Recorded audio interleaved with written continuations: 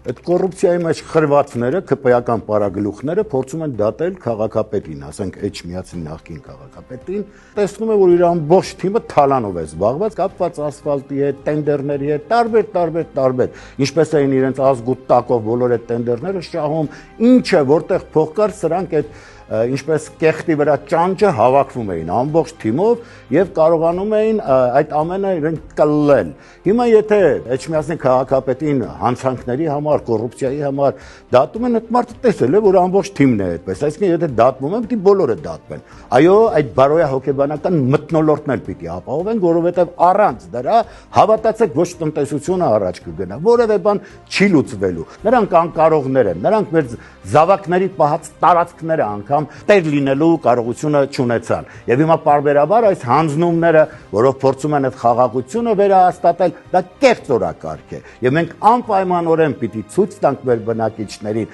եւ նրանք, ովքեր հասկանալով հանդերձ անտարբեր կմնան, ուզում եմ հիշեցնել, որ ամենամեծ չարիքները ծնվում են հենց այդ անտարբերություններից։ Եվ եթե մենք այս ընտրություններում էլ թույլ տանք, թեկուզ տեղային ընտրություն է սա, թույլ տանք, որ ԿՊ-ն իր